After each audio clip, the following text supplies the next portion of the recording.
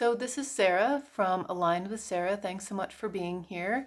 Looking for your perfect place to start your journey today? This is it if you are looking to learn a little bit about the subconscious mind. So in this video series, I'm kind of going through the vocabulary that I use, and sometimes people don't have a definition of it, or their definition is a little bit different than the one that's going through my mind as I'm using these words. So today's word is the subconscious mind. I think people generally have a perspective of what our subconscious mind is. So we have our conscious mind, which is the place where we have control over our thinking, where we make decisions on whether I want to wear this red dress or this red sweatshirt, what I'm going to have for dinner, and it's aware of the realities of what's around us. So this room is green, my desk is messy, this lighting is wonderful. There's all these things that I am perceiving and I'm bringing in. So that's my conscious mind. So I'm going to be talking about the subconscious mind a little bit, and to put into perspective how much of our thinking and our awareness is occupied by our subconscious mind. I'm going to have you think about a room full of 10 people, and that's going to represent all of your thoughts throughout the day, all of your thinking. It's basically the room can represent your brain, and those 10 people are the thoughts that are going through your head throughout the day. So 90% of your thinking and the things that go on in how your perception is directed, 90% of that is your subconscious mind. So one person in that room is your conscious mind, and 10 people in that room are your subconscious mind. So when we think of it that way, we can think of the 10 people the 9 people in our subconscious mind. If they're all yelling some story of unworthiness or struggle that we believe is the way that life is, all of those 9 people are going to be yelling, singing, praising at the top of their lungs this story together. And what we have control over, our conscious mind, that one person, they could be that thought process, that thinking can very easily be drowned out from the story that it's trying to tell. And we are not aware of our subconscious mind. It's just happening in the background. It is the same system that keeps our heart beating and our eyes blinking and our hair growing, all those automatic things that happen to keep our body running. There's a lot of automatic things that are happening to keep our subconscious mind and our thinking going. So just to talk very briefly about where the thoughts that direct those 9 people in our subconscious mind, where their energy comes from. And the very simple answer is from age 0 to age 7. That's kind of the very simple answer.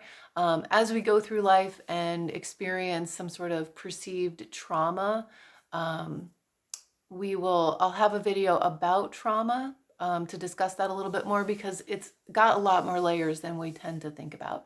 But to move through that into where that information comes in our subconscious mind, what those 9 people are yelling.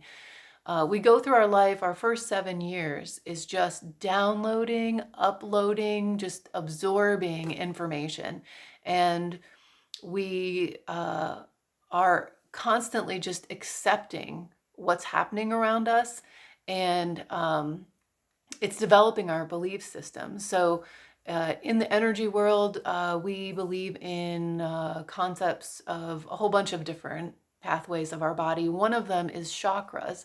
And in our first 7 years, roughly, we're developing our root chakra, which is the basics of our belief systems. And our subconscious mind is also very much downloading information and establishing our belief systems. So as we go through life, there are some times where we're going to experience some sort of trauma that is also going to contribute. But most of the stories are developed in our first 7 years. So we take those stories and we apply them to our subconscious thinking, and whatever that story is, whether it's a self-worth story where we have some like glass ceiling that we've established as far as what it is that we deserve in our life, that's going to affect whatever comes into our life. If we don't believe that we deserve a well-paying job, it's going to be very difficult for that to enter our life, stay in our life, and be an established thing that we can grow from. If we believe that it's going to be a struggle, if we believe that we don't deserve that, it's always going to be something that's going to be coming and going. It's always going to be something that's just outside of our reach, because our subconscious mind, those 9 people in that room, are applying filters or like sunglasses so that we're only going to see what it is that's going to keep our train of thought in motion. So when we look for something else, we're not going to be able to see it. We're not going to be able to receive it as well. As we learn ways to remove trauma or change our thinking in our subconscious mind by recognizing what the story is and releasing that, we have the opportunity of taking off those glasses or resetting the filter so that we can see the opportunities that are around us, but just out of reach. And we can learn to connect with them, to receive them, and to grow from them, to understand that that's not the limit, that there's always something else to grow from.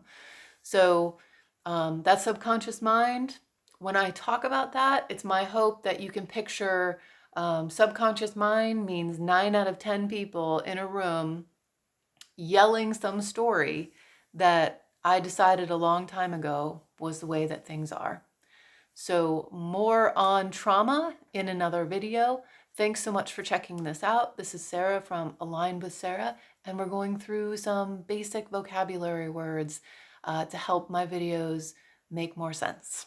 Thanks so much.